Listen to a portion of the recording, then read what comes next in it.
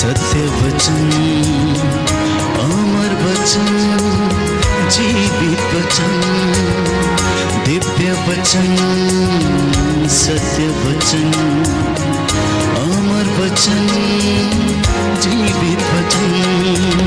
साई दा बामा बनी दा बामा बगरे रे सा रे सा रे सा रे सा। दिव्य वचन, सत्य वचन, अमर वचन, जीवित वचन, दिव्य वचन, दिव्य वचन।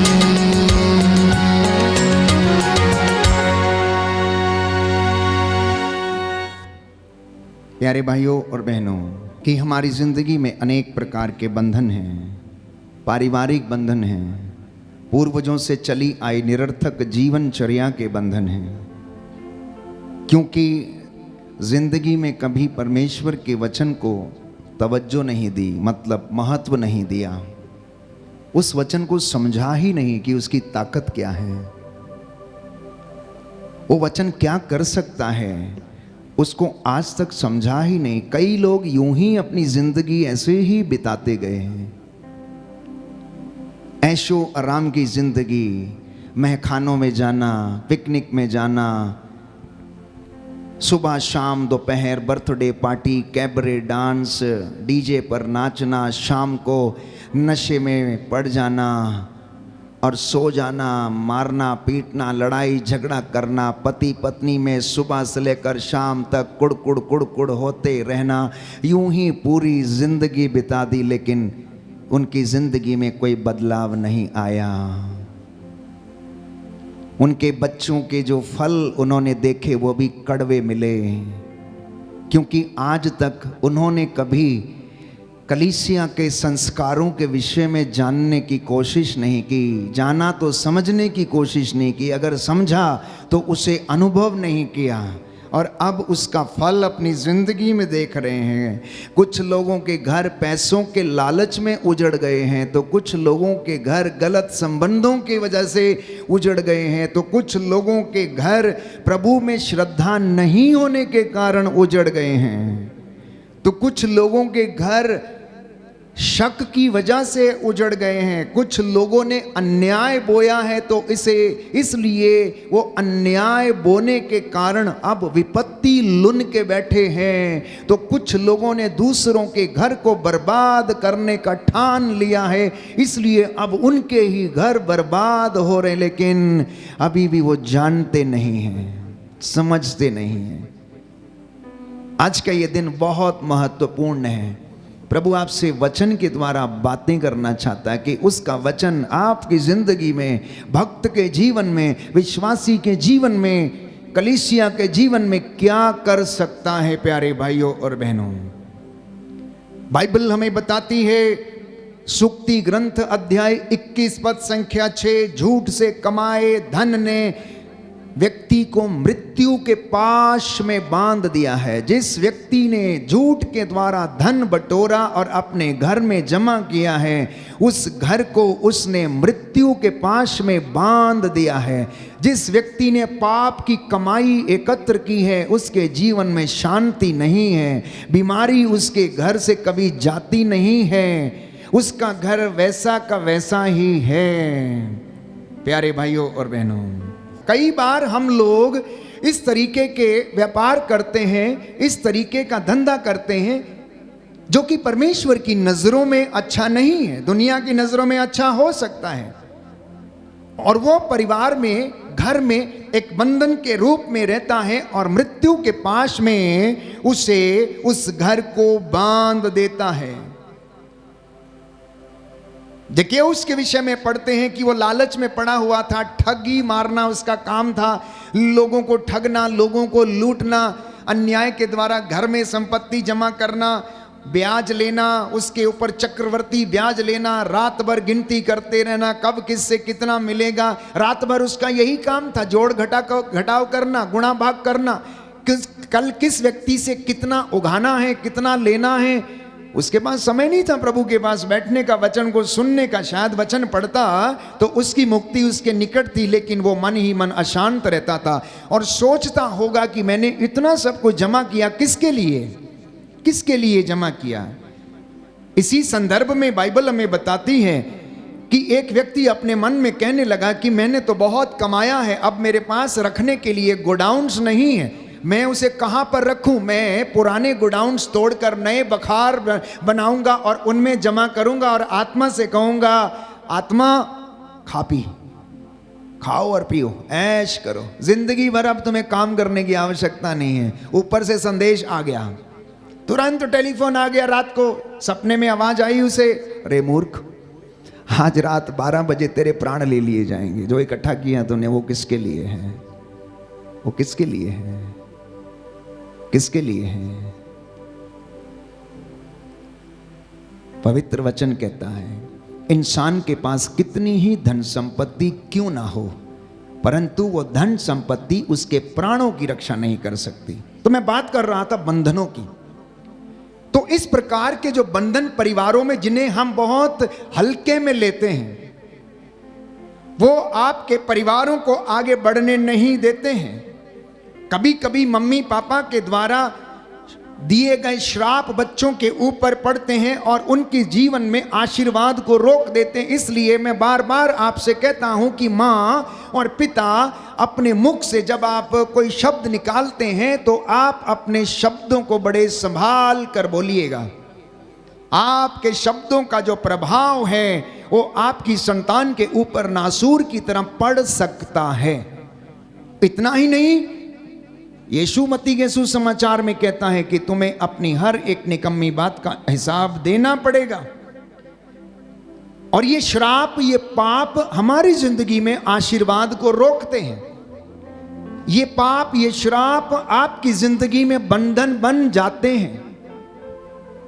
अब आप सवाल पूछेंगे कि फादर जी, इन श्रापों से, इन बंधनों से हमें किस तरह से आजाद होना होगा। मैंने कुछ बातें आपको समझाई थी और कुछ और आज समझाने की कोशिश करूंगा। प्रभु अपनी आत्मा के द्वारा आप लोगों से बातें करेगा। हम एक वचन पढ़ेंगे, नेहम्या नबी का ग्रंथ, book of prophet, Nehemiah chapter 8 verse 8 to 9। नबी नेहम्या का ग्रंथ अध्याय 8 पद संख्या 8 से मैं आपके लिए पढ़ूंगा, ध्यान से सुनिएगा। उन्होंने ईश्वर की संहिता का ग्रंथ पढ़कर सुनाया। क्या किया? ईश्वर की संहिता का ग्रंथ पढ़कर सुनाया, इसका अनुवाद किया, मतलब उसकी व्याख्या की, ट्रांसलेशन किया, आगे लिखा है, और उसका अर्थ उन्हें समझाया, जिससे कि लोग पाठ को समझ सकें। पद संख्या 9। इसके बाद राज्यपाल नेहम्या, याजक तथा शास्त्री एजरा और लोगों को समझाने वाले लेवियों ने सारी जनता से यह कहा, यह दिन तुम्हारे प्रभु ईश्वर के लिए पवित्र है। उदास होकर मत रो, क्योंकि सब लोग संहिता का पाठ सुनकर रोते थे। क्या करते थे? रोते थे। क्यों रोते थे? क्योंकि वो वचन उनसे स्पष्ट रूप से बातें कर रहा था, उनके हृदयों को भेद रहा था। जिस प्रकार से शरीर में बंदूक की गोली लगती है और घाव उघड़ आता है, उसी तरह से प्यारे भाइयों और बहनों, ये वचन उनको भेद रहे थे और वे लोग वचन सुनकर रोते थे, क्योंकि ये वचन उनकी जिंदगी में काम कर रहा था। Hallelujah, hallelujah, hallelujah, hallelujah, hallelujah. यीशु की स्तुति हो, यीशु को धन्यवाद। हे प्रभु यीशु, आपके वचन आत्मा और जीवन है। इन वचनों के द्वारा मेरे जीवन में चंगाई आ जाए, शांति आ जाए। Hallelujah, hallelujah, hallelujah. तो वचन सुन के वे लोग रो रहे थे। जब नहम्याह ने उन्हें वचन समझाया, अब रोना क्यों था, उनके हृदय में क्या हो रहा था, अगला वचन सुनिए। यिर्मयाह नबी का ग्रंथ अध्याय 23 पद संख्या 29। मेरी वाणी अग्नि जैसी है, वह उस हथौड़े की तरह है जो चट्टान को टुकड़े टुकड़े कर देता है। कहता है प्रभु मेरी वाणी आग है, आग।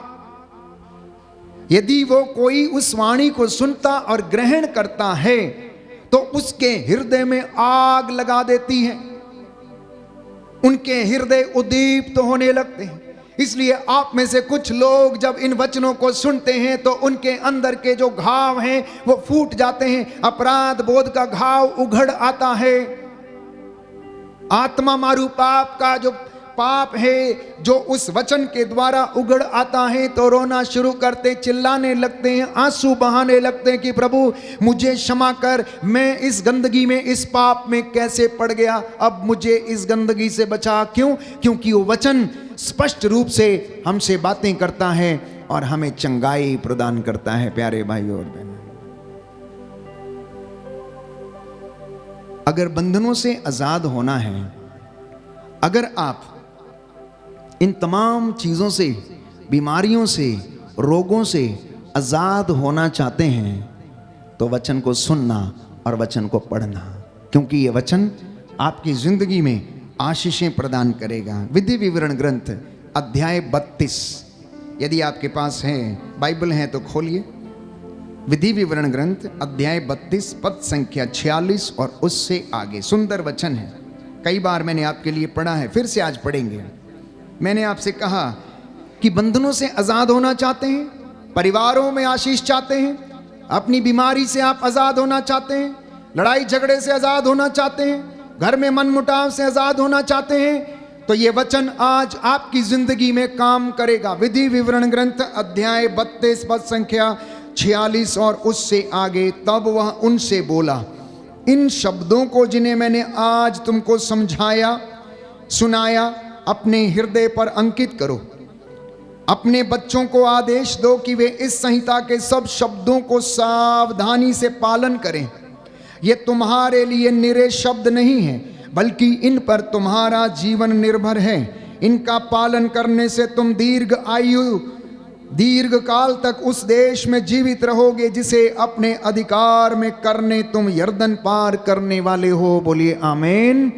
दाहिना हाथ उठाकर बोलेंगे हालेलुया, हालेलुया, हालेलुया, हालेलुया। प्रभु का वचन कहता है, प्रभु का वचन कहता है, तब वह उनसे बोला, तब वो तुमसे बोला, इन सब शब्दों को, इन सब शब्दों जिन्हें को, मैंने आज तुमको सुनाया, जिन्हें मैंने आज तुमको अपने सुनाया, हृदय पर अंकित करो। अपने हृदय पर अपने अंकित करो। बच्चों को आदेश दो अपने बच्चों को कि आदेश वे दो इस संहिता के सब शब्दों का कि वे संहिता के इन सब शब्दों का सावधानी से पालन करें। सावधानी से पालन ये करें। तुम्हारे लिए ये तुम्हारे लिए निरे शब्द नहीं हैं, मेरे शब्द नहीं बल्कि इन पर बल्कि इन तुम्हारा पर जीवन निर्भर है। तुम्हारा जीवन निर्भर इनका है। पालन करने से इनका पालन करने तुम से दीर्घ काल तक तुम दीर्घ काल तक उस देश में जीवित रहोगे उस देश में जीवित रहोगे जिसे अपने अधिकार में जिसे अपने अधिकार में करने तुम यर्दन पार करने वाले हो। Hallelujah, hallelujah, hallelujah. तो जब प्रभु का वचन हमारी जिंदगी में काम करता और जब हम उसे ग्रहण करते, जब हम उसे सुनते हैं तो वह हमारी जिंदगी में आग के रूप में काम करता है। लूकस के सुसमाचार अध्याय 24 पद संख्या 32। लूकस का सुसमाचार अध्याय 24 पद संख्या 32। यदि आपको ये घटना मालूम है तो ये घटना उस समय की है कि जब एमाउस के रास्ते पर दो चेले जा रहे थे, वो बड़े निराश थे, वो हताहत थे, क्योंकि यीशु का दुख उनसे देखा नहीं गया। यीशु मारे गए, कब्र में रखे गए, इसलिए उन्होंने प्यारे भाइयों और बहनों रास्ते में चले जा रहे थे और यीशु के विषय में चर्चा करते जा रहे थे और यीशु एक अनजान व्यक्ति के रूप में उनके साथ हो लिया और उनकी बातों को सुनने लगा और उनसे कहने लगा कि तुम किस विषय पर बातचीत कर रहे हो। तो उन्होंने कहा, आप ही एक ऐसे व्यक्ति हैं जो ये नहीं जानते कि इन दिनों में बेतलहम में, यरूशलेम में क्या क्या हुआ है। तो उसने बोला क्या हुआ है? तो उन्होंने बताया कि ईसा नाजरी नामक व्यक्ति को यहूदियों ने क्रूस पर चढ़ा दिया, कोड़े लगाए, मार डाला। इस तरीके से वो चर्चा करते रहे। तो प्रभु यीशु, उस वचनों में लिखा हुआ है, उनके लिए संहिता की व्याख्या करने लगे। संहिता की, जब तक चेले बोल रहे थे कुछ नहीं हो रहा था, लेकिन जैसे ही आप पढ़ेंगे लूकस का सुसमाचार अध्याय 24 पद संख्या 32 में, कि जैसे ही यीशु ने उनके लिए संहिता के शब्दों की व्याख्या करनी शुरू की तो उनके हृदय उद्दीप्त होने लगे और वो कहने लगे कि जब वो हमसे बातें कर रहे थे तो उस वक्त हमारे हृदय उद्दीप्त हो रहे थे, मतलब जल रहे थे, अंदर ही अंदर हमें कुछ हो रहा था। प्यारे भाइयों और बहनों, ये है वचन का सामर्थ्य। मैंने आपके लिए एक वचन पढ़ा नहम्याह नबी के ग्रंथ से, कि जब नहम्याह ने लोगों को वचन सुनाया तो लोग रोते रहे, आंसू बहाते रहे। वचन के द्वारा उनके जीवन में शांति आई, चंगाई आई और उन लोगों ने अपने जीवन में प्रभु की शिक्षा को स्वीकार किया।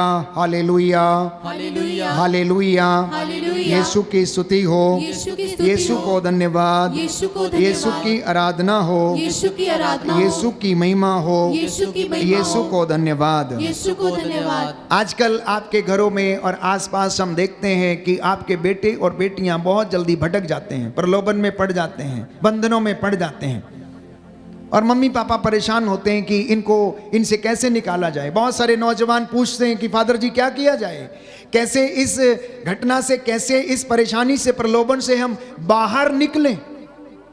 तो उसके विषय में पवित्र वचन ये कहता है, स्तोत्र संख्या 119 पद संख्या 6 से मैं आपके लिए पढ़ूंगा। यदि मैं तेरी आज्ञाओं का ध्यान करता रहूंगा तो मुझे कभी हताश नहीं होना पड़ेगा।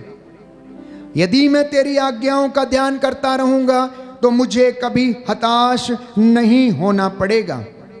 मैं तेरे न्याय संगत निर्णयों का अध्ययन करते हुए निष्कपट हृदय से तेरी स्तुति करता रहूंगा। मैं तेरे आदेशों का पालन करता हूं, तू कभी मेरा परित्याग न कर।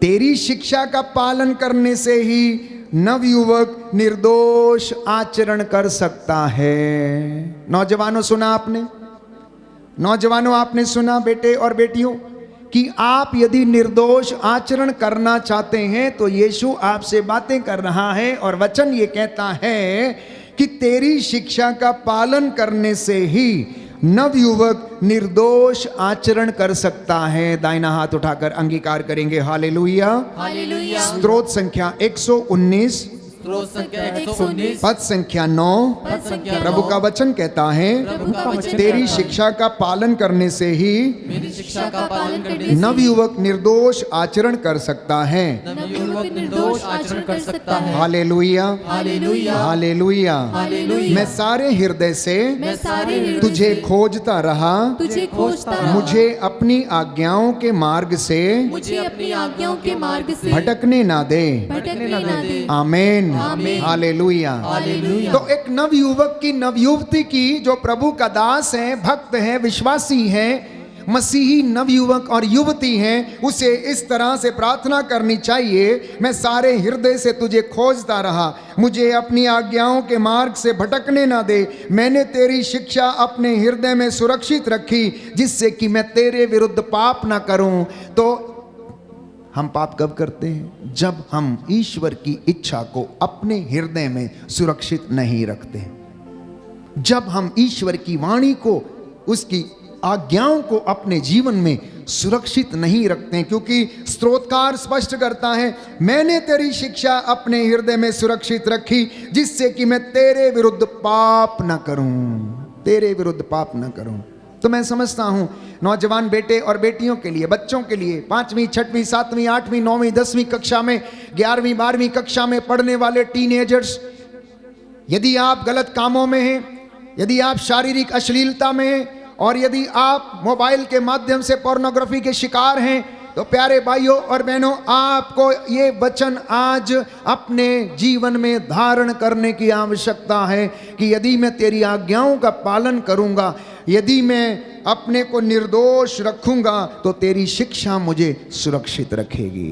बोलिए आमीन। आमीन। Hallelujah, hallelujah, hallelujah. हालेलुया। यीशु की स्तुति हो, यीशु की स्तुति यीशु हो, को धन्यवाद, यीशु को धन्यवाद, यीशु की आराधना हो, यीशु की आराधना, यीशु की महिमा हो, यीशु की यीशु महिमा, को धन्यवाद। यीशु को धन्यवाद। Hallelujah, hallelujah, hallelujah. हालेलुया। नबी यिर्मयाह के ग्रंथ में एक सुंदर बात हम पढ़ते हैं कि जब यिर्मयाह नबी को परमेश्वर ने कहा कि जाओ और इजराइलियों को तुम मेरे नाम पर संदेश दो, जाओ मेरा वचन उन्हें सुनाओ,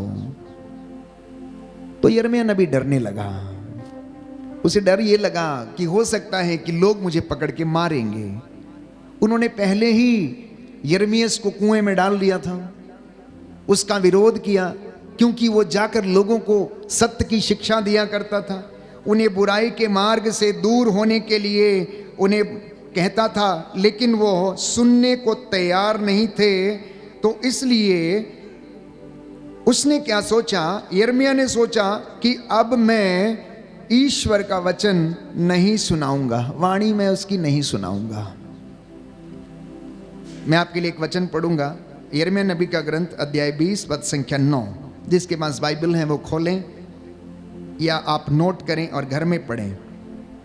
यिर्मयाह की शिकायत, पद संख्या 7 से, प्रभु तूने मुझे राजी किया और मैं मान गया, तूने मुझे मात कर दिया और मैं हार गया, मैं दिन भर हंसी का पात्र बना रहता हूं। ये यिर्मयाह शिकायत करता है कि मैं उस गांव में नहीं जाऊंगा, मैं वहां पर वचन नहीं सुनाऊंगा, वहां के लोग ऐसे हैं, वो मेरा विरोध करते हैं, मुझ पर अत्याचार करते और मुझ पर चिल्लाते हैं। जब जब मैं बोलता हूं तो कहता मुझे चिल्लाना और हिंसा तथा विध्वंस की घोषणा करनी पड़ती है। ईश्वर का वचन मेरे लिए निरंतर अपमान तथा उपहास का कारण बन गया।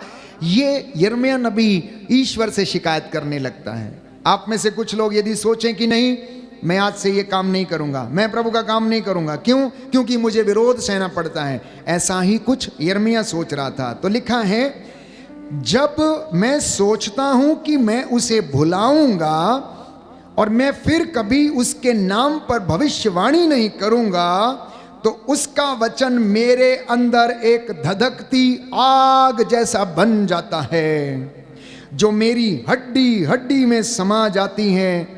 मैं उसे दबाते दबाते थक जाता हूं और अब मुझसे नहीं रहा जाता।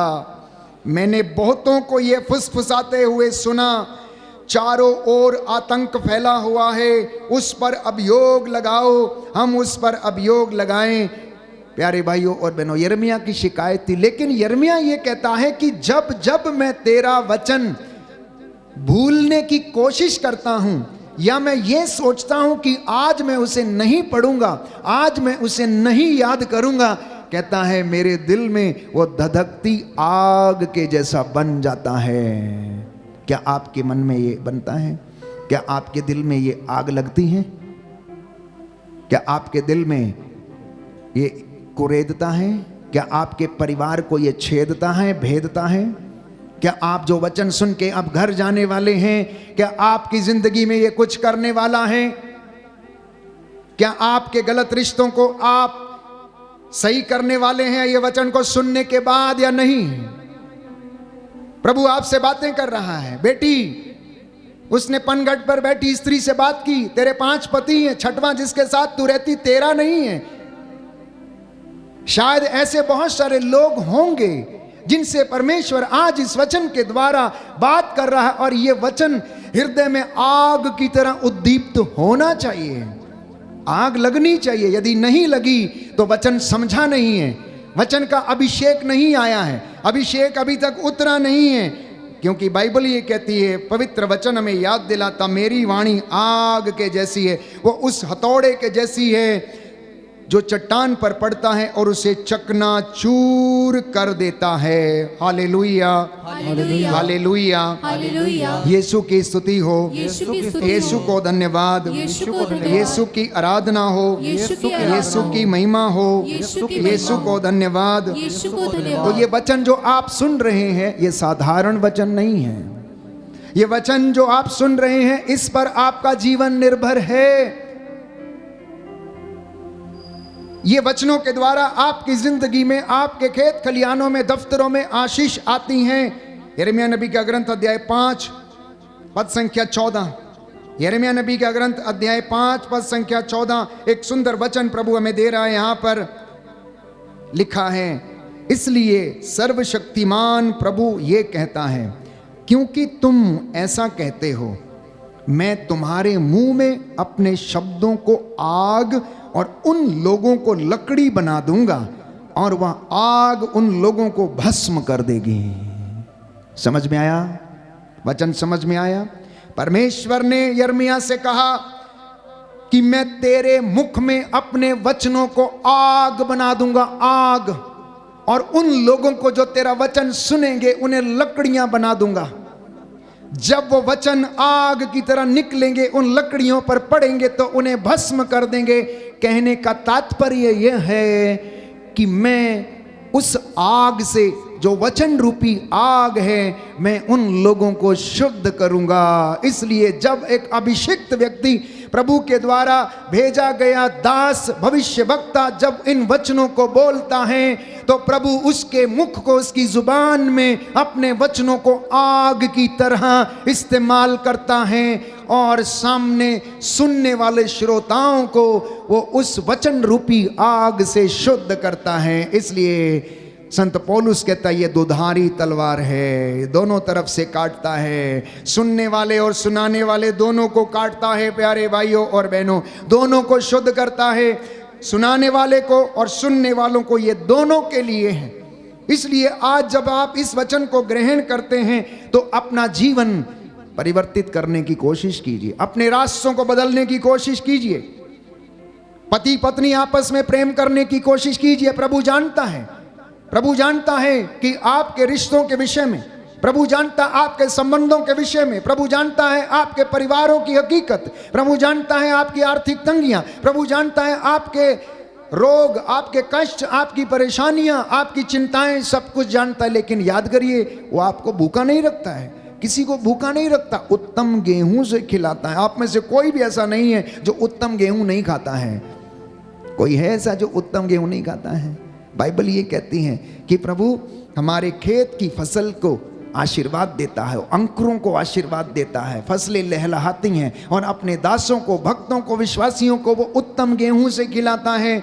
और नवयुवक निर्दोष आचरण कैसे करता है? अगर वो ईश्वर की आज्ञाओं का पालन करता है तो वह निर्दोष आचरण करता है। इसलिए इन शब्दों को आप हल्के में नहीं लेना, इन पर आपका जीवन निर्भर है। In fact they are your life. ये वचन आपका जीवन है। इसके विषय में यीशु ने कहा यूहन्ना के सुसमाचार अध्याय 6 पद संख्या 63 में कि जो शिक्षा मैंने तुमको दी है वो आत्मा और जीवन है, वो आत्मा और जीवन है। यूहन्ना का सुसमाचार अध्याय 6 पद संख्या 63 में हम पढ़ते हैं कि जो शिक्षा मैंने तुम्हें दी है वो आत्मा और जीवन है, और इस शिक्षा के द्वारा तुम शुद्ध हो गए हो। बोलिए आमीन, आमीन, हालेलुया, हालेलुया, हालेलुया। हालेलुया। यीशु की स्तुति हो, यीशु की स्तुति यीशु हो, को धन्यवाद, यीशु को धन्यवाद, यीशु की आराधना हो, यीशु की आराधना यीशु हो, की महिमा हो, यीशु की महिमा यीशु हो, को धन्यवाद, यीशु को धन्यवाद, हालेलुया। हालेलुया। प्रभु का वचन कहता है प्रभु का वचन कहता है, आत्मा ही जीवन प्रदान करता है, आत्मा ही जीवन प्रदान मांस करता से है। कुछ लाभ नहीं होता। मांस से कुछ लाभ नहीं होता। मैंने तुम्हें जो शिक्षा दी है मैंने जो तुम्हें वो शिक्षा दी आत्मा है, और जीवन है। वो आत्मा और जीवन है। हालेलुया। हालेलुया। फिर भी तुम लोगों में से फिर भी तुम लोगों में अनेक से लोग अनेक लोग विश्वास नहीं करते। विश्वास नहीं करते। क्या आप विश्वास करते हैं? जो आपने सुना है ये सत्य है? क्या आप विश्वास करते हैं? बोलिए हाँ या ना, बोलिए हाँ या ना। कितने लोग विश्वास करते हैं? हाथ खड़ा करिए। तो अंगीकार करना है, क्योंकि जो अंगीकार करता है मुख से और हृदय से स्वीकार करता है वो शिफा पाएगा, उद्धार पाएगा। आज अगर आपने सुना है तो आपने पुराने जीवन को छोड़ना होगा, गलत संबंधों को त्यागना होगा। चोरी अगर कोई करता है तो चोरी करना छोड़ना होगा, झूठ कोई बोलता है तो झूठ बोलना छोड़ना होगा। तब ये वचन आपके जीवन में अभिषेक का कारण बन जाएगा। आपके बच्चे उन्नति पाएंगे, दर दर ठोकरें नहीं खाएंगे, दर दर नहीं भटकेंगे। इस तरीके से आप पूर्वजों से चली आई निरर्थक जीवनचर्या के बंधनों को जीवन से कैंसल कर सकते हैं, डिस्कनेक्ट कर सकते हैं। वो पुराना तंद जो अभी तक पूर्वजों से चली आई निरर्थक जीवनचर्या का आपकी जिंदगी से जुड़ा हुआ है, आप उससे अपने आप को आजाद कर सकते हैं यदि इन वचनों को आप ग्रहण करेंगे तो। प्यारे भाइयों और बहनों, वचन जरूर पढ़ा करें। भले ही आप एक अध्याय पढ़ें, लेकिन आप जरूर पढ़ें। भले ही आप ऐसे ही पढ़ते जाएं, पर जरूर पढ़ें। जब मैं छोटा था, पढ़ते थे तो हमें समझ में नहीं आता था। यहां तक कि हमारे गुरुकुल में जब हम पढ़ते थे तब भी हमें समझ में नहीं आता था, क्योंकि हम उसको एक रूटीन तौर पर पढ़ते थे। क्योंकि हमें पढ़ना था, परीक्षाएं देनी थी, इसलिए हम पढ़ते थे। और बहुत समय तक ऐसे ही चलता रहा। अब भी बहुत सारे लोग हैं जो वचन पढ़ते हैं लेकिन समझ में नहीं आता है। जानते हैं क्यों नहीं आता है? क्योंकि बाइबल ये कहती है, जो श्रद्धा पूर्वक प्रभु की वाणी पर ध्यान नहीं देता वो उसके समझ में नहीं आता है। तो पहले हम पढ़ते थे मात्र ठीक वैसे जैसे एक विद्यार्थी पढ़ता था, लेकिन अब हम पढ़ते हैं भक्ति के साथ, अब हम पढ़ते हैं श्रद्धा के साथ, अब हम पढ़ते हैं आत्मा की अगुवाई में। अब हम कहते हैं कि आत्मा हमें पढ़ना सिखाइए, हमें समझना सिखाइए, ज्ञान का वरदान दीजिए, वचन की व्याख्या हमारे लिए कीजिए। और जब आप ऐसा करने लगते हैं तो वचन, प्यारे भाइयों और बहनों, आपकी जिंदगी में काम करना शुरू कर देता है और आप उन्नति पाने लगते हैं और आपके जीवन में अभिषेक आना शुरू हो जाता है। बोलिए आमेन, हालेलुया, हालेलुया, हालेलुया। कुछ वचनों को आपके सामने पुनः मैं रखना चाहूंगा। स्त्रोत संख्या 107 में हम पढ़ते हैं, प्यारे भाइयों और बहनों, बाइबल हमें बताती है कि तूने अपनी वाणी भेजकर उनका उद्धार किया है।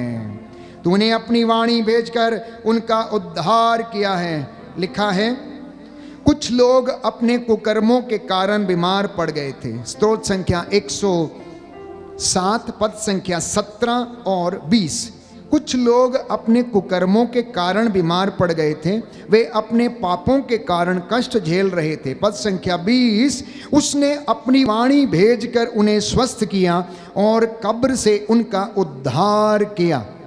पद संख्या 28, उन्होंने अपने संकट में प्रभु की दुहाई दी और उसने विपत्ति से उनका उद्धार किया। बोलिए आमेन, हालेलुया, हालेलुया।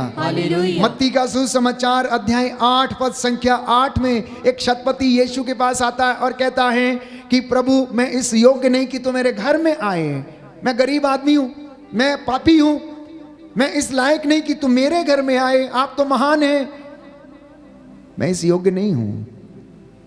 आप यहीं से एक शब्द कह दो और मेरा दास सेवक चंगा हो जाएगा। एक शब्द यहीं से कह दो, उस शब्द में इतनी ताकत थी। मत्ती के सुसमाचार अध्याय 8 पद संख्या 8 में पढ़ते हैं और उसी अध्याय में पद संख्या 16 में, प्यारे भाइयों और बहनों, प्रभु का वचन हमें बताता है। मत्ती का सुसमाचार अध्याय 8 पद संख्या 16। जिनके पास बाइबल है खोलें या नोट करें, घर में जाके आप पढ़ेंगे कि प्रभु हमसे किस तरह से बातें करता इन वचनों के माध्यम से। मत्ती का सुसमाचार अध्याय 8 पद संख्या 16 और उससे आगे कि संध्या होने पर बहुत से अपदूतग्रस्तों को ईसा के पास लाया गया। ईसा ने शब्द मात्र से अपदूतों को निकाला। किससे निकाला? शब्द मात्र से, वचन के द्वारा, किसी दूसरी चीज से नहीं, औषधि से नहीं, किसी चीज से नहीं, शब्द मात्र से उन्होंने अपदूतों को निकाला, डांटा, ए गूंगे बहरे की आत्मा, ए दुष्ट आत्मा, मैं तुझसे आदेश देता हूं, तुझे आदेश देता हूं कि इससे निकल जा और इसमें कभी नहीं घुसना। इस तरीके से वो अधिकार के साथ शिक्षा देते और वो बोलते थे। प्रभु ने कहा उत्पत्ति ग्रंथ में ऐसा हो जाए, ऐसा हो गया। उसने कहा सूर्य बन जाए, सूर्य बन गया। कोड़ी से उसने कहा मैं चाहता हूं कि तुम शुद्ध हो जाओ, तो वो शुद्ध हो गया। अंधे से उन्होंने कहा तुम्हारे विश्वास ने, जैसा तुमने विश्वास किया था वैसा तुम्हारे साथ हो गया है, तुम्हें चंगा किया है। प्यारे भाइयों और बहनों, बाइबल हमें बताती है, यशायाह नबी का ग्रंथ अध्याय 66 पद संख्या 2, कई लोग जो ये कहते हैं कि हमारी जिंदगी में कुछ नहीं होता है, चमत्कार नहीं होते हैं, लोग चंगे नहीं होते हैं, मैं बड़ा बीमार हूँ, मेरी माँ बड़ी बीमार है और मैं कष्ट में हूँ, मैं पीड़ा में हूँ, प्रभु मुझे प्यार नहीं करता है, मेरे प्रभु मुझसे ये काम नहीं करता, ऐसा नहीं करता, अनेक प्रकार के उनके जीवन में शिकायतें हैं। बाइबल कहती है यशायाह नबी का ग्रंथ अध्याय 66 पद संख्या 2, मैं उन लोगों पर कृपा दृष्टि करता हूँ जो श्रद्धा पूर्वक मेरी वाणी को सुनते हैं। बोलिए आमीन। दाहिना हाथ उठाकर वचन दोहराएंगे, हालेलुया। हालेलुया। यशायाह नबी का ग्रंथ यशायाह नबी का ग्रंथ अध्याय 66 अध्याय पद 66 संख्या 2, पद संख्या प्रभु 2, कहता है प्रभु कहता मैं है उन लोगों पर मैं उन लोगों कृपा पर दृष्टि करता हूँ कृपा दृष्टि करता जो हूँ, श्रद्धा पूर्वक जो श्रद्धा मेरी पूर्वक वाणी को सुनते हैं। मेरी वाणी को सुनते हैं। यीशु ने कहा यीशु ने कहा यदि तुम मेरी आज्ञाओं का पालन करोगे, मेरी आज्ञाओं का पालन करोगे, मेरी शिक्षा में बने रहोगे, मेरी शिक्षा में बने रहोगे, तो मुझसे प्यार करोगे। तो मुझसे प्यार करोगे। Hallelujah, hallelujah. हालेलुया। हालेलुया।